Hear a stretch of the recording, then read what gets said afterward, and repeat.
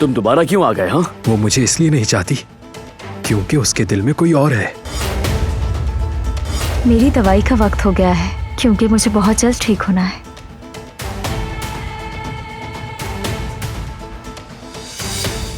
मगर ये कैसे हो सकता है? और वो नागिन कचरे की जगह यहाँ पहुँच जाती तो क्या करती? चोर के लिए हर ताला बेईमानी होता है, समझी?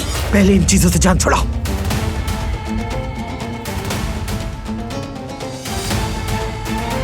इस खामोशी की वजह क्या है भाई? अगर शिकार का इंतजार करने वाला शिकारी हरकत करे तो क्या होगा? क्या देख रहे हो इस तरह से मुझे? आखिरकार इनसे जान छूट ही गई। इसीलिए खामोशी से अपने शिकार का इंतजार कर रहा हूँ। वो कहानियाँ अधूरी जो न हो सकेगी पूरी, उन्हें मैं भी क्यों सुनाऊं, उन्हें तुम भी क्यों सुनाओ।